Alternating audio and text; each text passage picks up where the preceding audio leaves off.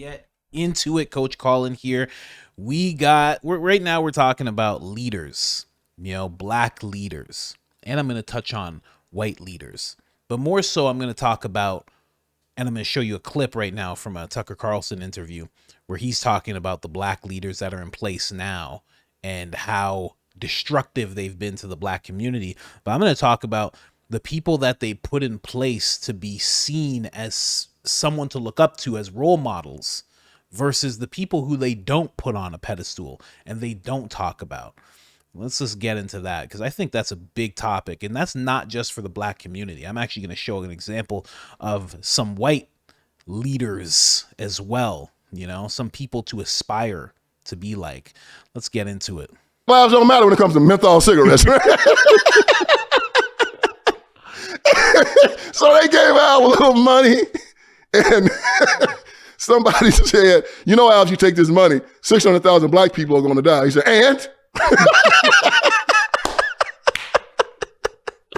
How much money am I giving? But it is, I think you're absolutely right. I never thought of it this way. Well, I guess because I'm not black, but it's an expression of contempt. Yes. That's exactly what that is. Oh, idiots. Here are your spokesmen. Here are your leaders, Joy Reid and Al Sharpton. You obviously don't think much of me. Tucker, you and I both know black people that are much more qualified, much better at what they do. Well, yeah, I do, I do. Well-spoken, better looking. I can understand how Joe Biden looked at Al Sharpton and thought that black people weren't clean, okay?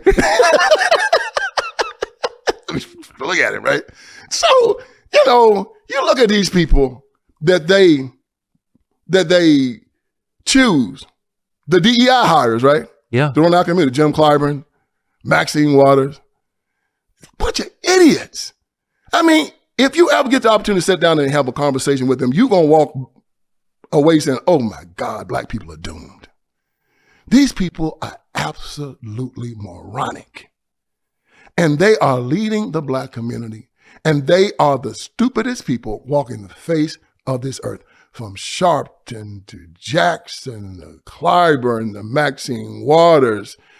Oh my goodness. And, I'm warning black people about them because you asked the question. I tell them, look at where they rule. They're all kings over ghettos, standing on their ashes, playing the fiddle, drugs, fighting, dope, terrible schools, family breakdown, graffiti. Man, you wouldn't let your dog live in the places these people live in Detroit and Chicago and New York. And they are there, and then what happens when they run for office, there's no opposition because the Republicans don't even show up down there. No, it's true. They don't even show up. There's no opposition anymore, Chicago and in these black majority districts. None.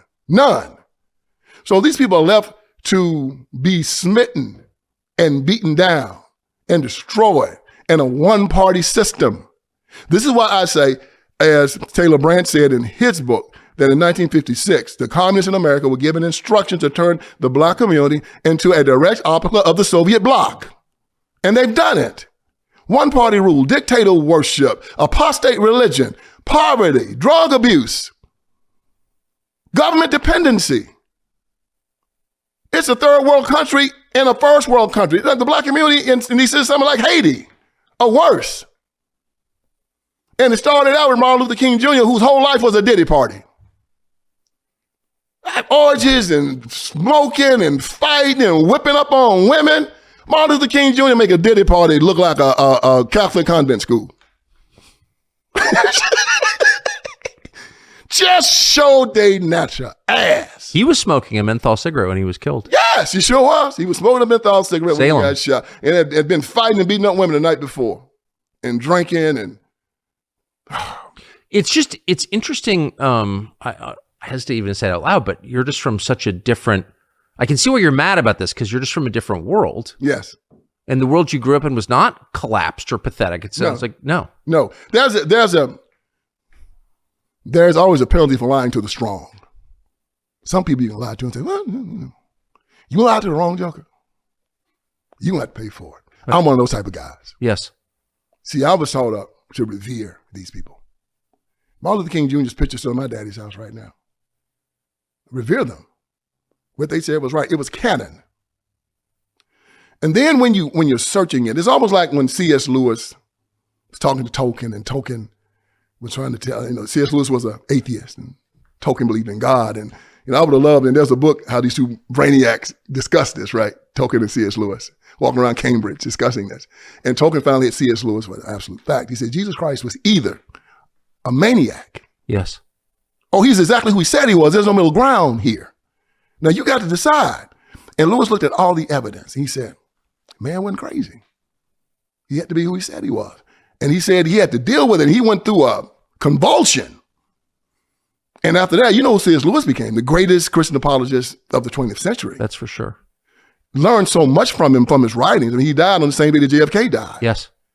And I'm reading his works, and they've led me to great places. Hell is a choice, right? Pride, the most damnable sin. We were growing up, black pride. Whoa, pride's a damnable sin. I don't even use the word anymore. I tell my children I'm pleased with them. What did God say to Jesus? My son, who I'm well pleased. Yes. We don't use pride in our household. We use esteem. I'm esteemed. I aspire. I tell my children, I'm well pleased with you. Because pride is something God hates. And what have the left done? They made it a virtue. And children are dying because of pride. That's why they pull their pants down. Pride. You offended me. I don't care. What does a humble person do? They walk in and say, I don't want to do anything to offend you, sir. Oh, exactly right. So tell me the rules here, and I'll abide by them. Because I'm putting your needs, your feelings above my own. Exactly. Oh, not the left. Me. What do they say? Me, my truth, me. God hates that. And they try to use it as a virtue. Tolerance. Tolerance is a sin. Billy Graham did a great sermon on the sin of tolerance. My next book coming out at the end of July is called The End of Tolerance. I'm telling America our tolerance has to end. We have to become intolerant of these things. And we can't be afraid to say that we are. No further. You're not bringing this in my household. You're not saying this to my child. We're not allowing this any longer. I'm not going to allow you to sexualize my child. I'm not going to allow you to bring a drag queen into school and shake his ass in my son's face. I'm not going to allow you to corrupt my children. I'm not going to allow it. You have to stand firm and say, I'm not going to allow it. Tell a mother, I'm not going to allow you to feminize my son. We have to start telling the court system, you're going to stop taking boys away from their fathers who can rear them correctly and give them to women who, even though they might try, they don't have the ability to do it. You know it. Why? Well, that's about 60 years of empirical evidence. Know that to be true. We have to start putting together a society again where, if you read this book, my brother gave it to me, about the governor. Man, I just wanted to say that last thing about tolerance because that reminds me of something. And I'll start at the bottom of my notes just in regards to that. Now I'm going to move on to some other stuff. But the bottom of my notes, tolerance gives way to a lot of terrible things. And I've said this many times. I've heard other people say it as well. It's seen as a good thing, and it is to a certain extent, right? But when you are all tolerant, it means that you will accept anything. And he even references the part about the kids in the school and the drag time story hour and all that weird stuff going on, schools being turned into pretty much pride festivals when it comes around June. Never talking about, I mentioned this in the last video I did about this, never talking about Men's Mental Health Month, right? You get real tolerant and you allow some wild things to enter your society and enter your home. So you can't be all tolerant. Like right now, I'm not tolerant of someone coming in here and putting their feet up and telling my wife to go get him something to eat. I'm not tolerant of that. That's not happening. We're not doing that. Not even tolerant of somebody touching the door. If somebody touches the door, I'm going to go outside and be like, why'd you touch my door? You don't touch it. Who are you?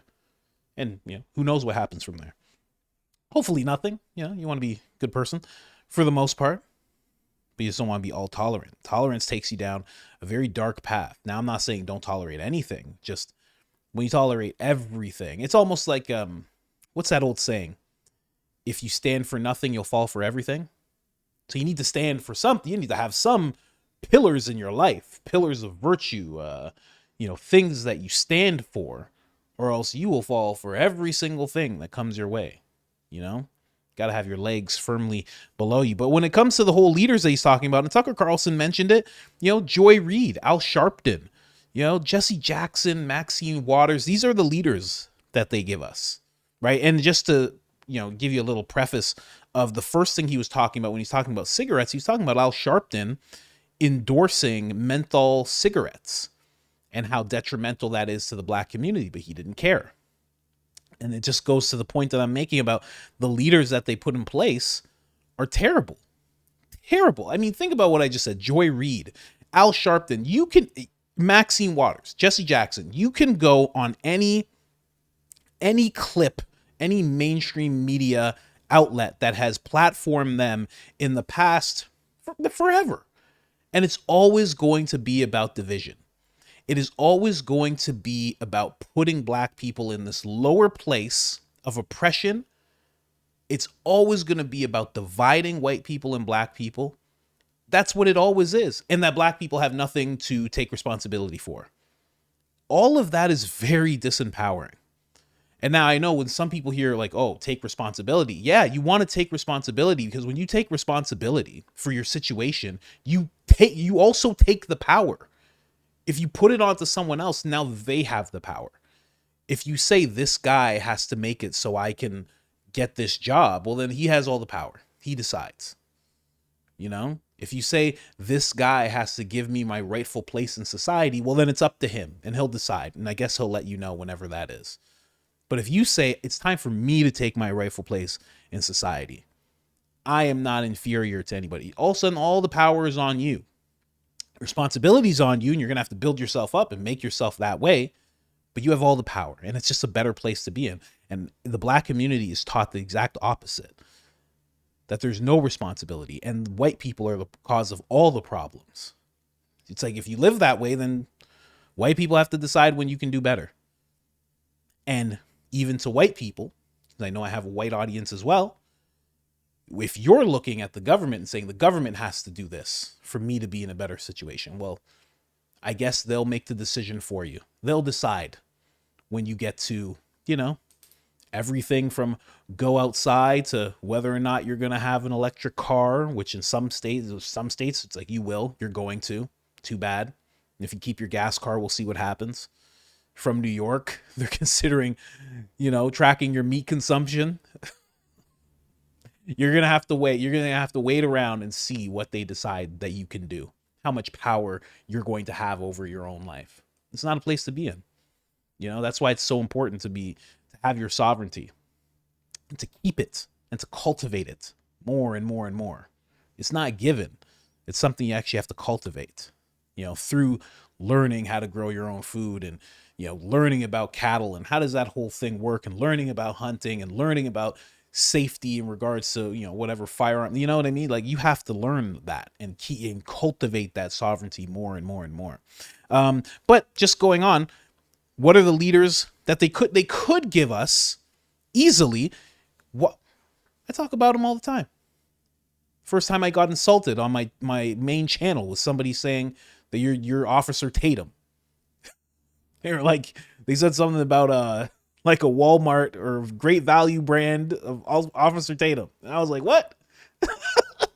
Then I looked him up and I'm like, I like this guy. I'm like, oh, I guess that was a compliment. They didn't realize.